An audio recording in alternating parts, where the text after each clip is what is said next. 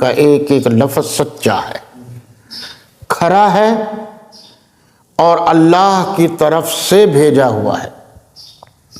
یعنی قرآن تغیر و تبدل سے پاک ہے، قرآن میں کوئی تحریف نہیں کر سکا، نہ کوئی کر سکتا ہے۔ اس کی حفاظت کا ذمہ اللہ نے خود لیا ہوا ہے۔ اب ذرا آپ غور فرمائیں گے کہ تاریخ کی جتنی باتیں ہیں، خاص کر وہ باتیں جو بعد میں آنے والے لوگوں نے لکھ دی اور صحابہ کرام کی محبت کو انہوں نے کوشش کی کہ علیحدہ علیحدہ کر دیا جائے، یعنی لوگوں میں یہ باور کرایا جائے کہ نعوذ باللہ من ذالک ان کی آپس میں کوئی محبت نہیں تھی۔ اب اس بات کا جواب ہے رحماء بینہم۔ سادہ سی بات تو یہ ہے کہ دنیا کی ہر کتاب کو ریجیکٹ کر دیا جائے گا، قرآن کے کسی جملے کو ریجیکٹ نہیں کیا جا سکتا۔ اور اگر آپ اس کی گہرائی میں جائیں، پوری تحقیق کریں، پوری محنت کریں، تو آپ اس نتیجے پر پہنچیں گے کہ جو قرآن نے کہا ہے وہی سچ ہے۔ مثلا حضور اکرم صلی اللہ علیہ وسلم کے تمام صحابہ کرام رضوان اللہ تعالی علیہم اجمعین میں سے سب سے زیادہ مقتدر صحابہ کرام پہلے نمبر پر حضرت ابوبکر صدیق ہے، دوسرے فاروق اعظم ہیں رضی اللہ تعالی عنہ، پھر حضرت عثمان غنی، پھر حضرت علی المرتضیٰ، خلفائے راشدین۔ یہ ہے۔ اب یار لوگوں نے حضرت ابوبکر صدیق، حضرت عمر، حضرت عثمان اور حضرت علی رضی اللہ تعالی عنہم اجمعین کے بارے میں ایسی ایسی کہانیاں بنا کے رکھی ہیں، بس یوں سمجھو جیسے کنڈوں میں لکڑہارے کی کہانیاں، جس کا نہ سر ہے نہ پاؤں ہے۔ آپ تحقیق کریں، کوئی کہانی نہیں ہے، خود بنائی ہوئی ہے۔ عورتوں نے کہہ دیا جناب اس کے کھانے سے تو برکتیں ہو جاتی ہیں، گھروں میں رحمتیں ہو جاتی ہیں، ہمارے گھر میں اس کے جناب کنڈے پکانے سے دولت کے ریل پیل ہو گئی، یہ ہو گیا وہ ہو گیا۔ تو ایک کہانی بنا لی کہ جناب عورت تھی، اس کے گھر میں کچھ نہیں ہوتا تھا، وہ بڑی بھوکی تھی، بڑی پیاسی تھی، اس کی اولاد نہیں تھی، اس نے کنڈوں کی منت مانی تو یہ ہو گیا وہ ہو گیا۔ لیکن جب آپ تحقیق کریں گے 1906 میں ظاہر بات ہے کہ یہ خورشید احمد منشی نے اس کو ایجاد کیا تھا، اور رافضی تھا۔ لیکن میں جو بات بتانا چاہتا ہوں وہ یہ ہے کہ کہانی ہے ایک، اور اگر آپ مطالعہ کریں گے، تحقیق کریں گے، تو شیعہ کے مذہب کا سارا دار و مدار کہانیوں پر ہے۔ انہوں نے کہانیاں بنائی ہوئی ہیں، فرق یہ ہے زیر کہانیاں ہو گئی ہیں پرانی، تو اب اس کو سچ سمجھنے لگ گئے لوگ۔ یہ بھی کہانیوں میں سے ایک کہانی ہے کہ ان میں اختلاف تھا، ان میں اختلاف نہیں تھا۔ اور میں آپ کو بتا رہا ہوں اہل بیت رضوان اللہ تعالی علیہ اجمعین یا صحابہ کرام، ہم تو ان میں کوئی فرق نہیں سمجھتے۔ فرق یعنی اختلاف کی نوعیت سے، مراتب میں تو جو فرق ہے وہ تو ہے ہی۔ تو صحابہ کرام ہوں یا اہل بیت اعظام ہوں، ان میں تو رشتہ داریاں تھیں، تعلق داریاں تھیں، محبت تھا، پیار تھی۔ لوگوں نے دو الگ الگ کر کے پھر ان کو آپس میں لڑا کیا، کھڑا کیا، اور یہ باور کرا دیا کہ نعوذ باللہ دین اسلام میں شروع سے لڑائیاں ہی آتی آ رہی ہیں۔ حالانکہ قرآن نے کہا یا ایھا الذین آمنوا ادخلوا فی السلم کافۃ ولا تتبعوا خطوات الشیطان انہ لکم عدو مبین۔ ایمان والو اسلام میں پوری طرح داخل ہو جاؤ۔ تو سب سے پہلے اسلام میں داخل پوری طرح تو صحابہ کرام ہوئے، اور شیطان کی تابعداری نہ کرو، اس لیے کہ وہ تمہارا کھلا دشمن ہے۔ آپ بتائیے، ایک طرف نسل نو کو مسلمانوں کے بچوں کو، سادہ لوح مسلمانوں کو ان کہانیوں کی وجہ سے گمراہ کیا جا رہا ہے۔ اور دوسری طرف سچ یہ ہے کہ حضرت علی رضی اللہ تعالی عنہ نے حضرت ابوبکر صدیق رضی اللہ تعالی عنہ کے دست حق پرست پر بیعت کی ہے۔ اس کے بعد حضرت سیدنا فاروق اعظم رضی اللہ تعالی عنہ کے دست حق پرست پر بیعت کی ہے۔ اس کے بعد حضرت عثمان غنی رضی اللہ تعالی عنہ کے دست حق پرست پر بیعت کی ہے۔ تینوں کے ہاتھوں پر درجہ بدرجہ بیعت کی ہے، اور تینوں کے پیچھے تقریباً یہ 25 سال یا 20 سال کا دورانیہ بنتا ہے۔ حضرت علی کرم اللہ وجہہ نے ان کے پیچھے نمازیں پڑھی ہیں، کبھی علیحدہ مسجد نہیں بنائی یا کوئی اور جگہ نہیں بنائی جس میں عبادت کی جا سکے۔ پھر محبت کا یہ عالم ہے کہ حضرت ابوبکر صدیق رضی اللہ تعالی عنہ کے نام سے، حضرت عمر رضی اللہ تعالی عنہ کے نام سے، حضرت عثمان غنی رضی اللہ تعالی عنہ کے نام سے اپنے بچوں کے نام رکھے ہیں، اپنی اولاد کے نام رکھے ہیں۔ ایک طرف یہ بات ہے، دوسری طرف یہ بات ہے۔ تو جب آپ گہرائی میں گئے تو آپ اس نتیجے پر پہنچے کہ ان میں اختلاف نہیں تھا، لڑائی نہیں تھی، جھگڑا نہیں تھا، لوگوں نے کہانیاں بنائی ہوئی ہیں، جھوٹ بنایا ہوا ہے لوگوں میں، مسلمانوں میں انتشار پیدا کرنے کے لیے۔ تو آپ گہرائی میں جانے کے بعد اس نتیجے پر پہنچے کہ رحماء بینہم۔ میں کہنا یہ چاہتا ہوں کہ قرآن کے ایک ایک لفظ کی آپ گہرائی میں چلے جائیں۔ اب آپ ذرا غور کیجیے، حضرات اہل بیت میں سے جو فریق مخالف مانتا ہے، ہم تو سب کا احترام کرتے ہیں، ہمارے ہاں تو یہ بات ہی نہیں ہے کہ اس کا احترام کرنا ہے اس کا نہیں کرنا۔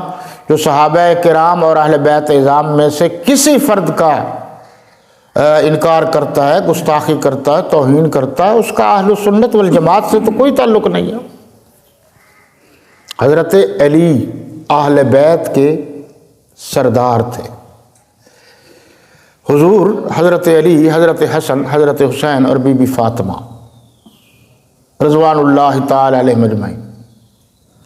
چلیں ہم اس بحث کو تو چھوڑتے ہیں کہ یہ بھی وہ لوگ کس طریقے سے مانتے ہیں، کس طریقے سے غلط کہانیاں بنا بنا کے یہاں بھی انہوں نے فٹ کر رکھی ہیں، اس کو میں چھوڑ رہا ہوں۔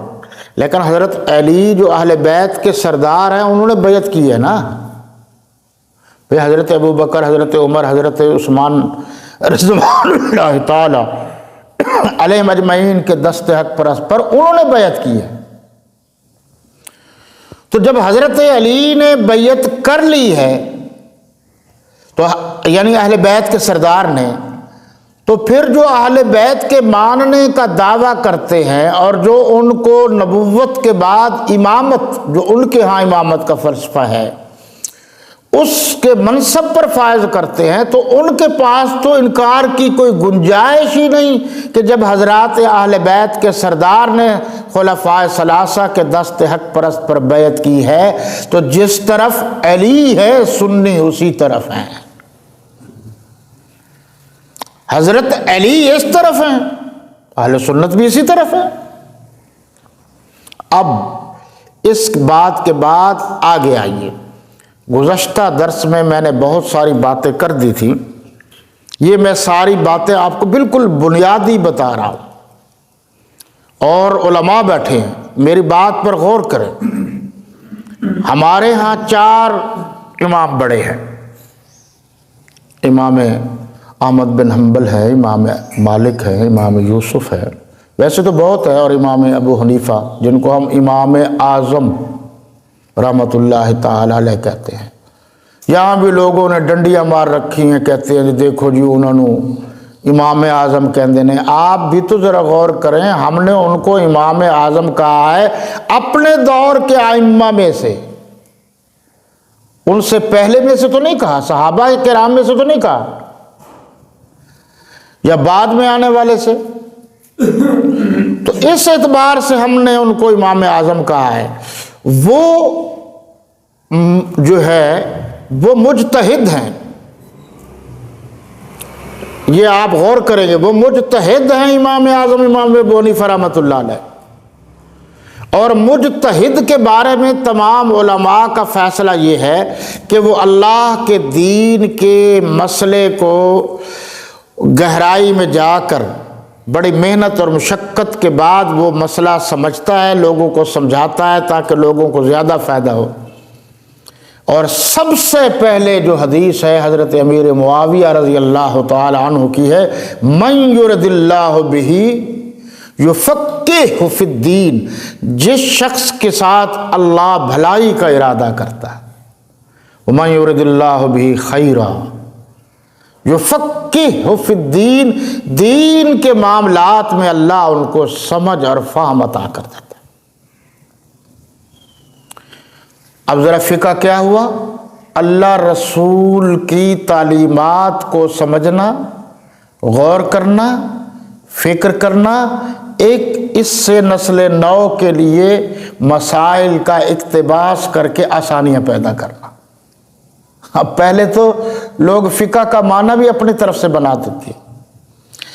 اچھا، جنہوں نے اجتہاد کیا ہے، اگر وہ اجتہاد درست ہے تو ڈبل نیکی ہے، اور اگر خدا نہ خواستہ اس نے تو محنت کی ہے، سارا دن قرآن مجید کی منزل یاد کی ہے، تراویح میں پھر بھی کوئی متشابہ ہو گیا ہے، لقمہ پیچھے سے مل گیا ہے، تو کیا اس کا اجر و ثواب ضائع ہو جائے گا؟ اور اگر تو پھر میری بات پر غور کریں، اگر تو وہ پوری منزل صحیح پڑھتا ہے تو ڈبل، واہ جی واہ ماشاء اللہ بہت اچھا پڑھا۔ اور اگر کہیں کو چھوٹی موٹی زبر زیر پیش کی یا متشابہ لگ جاتا ہے تو پھر کیا اس کو اجر و ثواب نہیں ملے گا؟ پھر بھی ملے گا۔ کہیں گے سارا دن اس نے منزل یاد کی ہے، تو بھائی مصلی پر چڑھ کر قرآن سنانا کوئی آسان نہیں ہے، تو انسان ہے، نسیان ہو سکتا ہے، ثواب تو ملے گا۔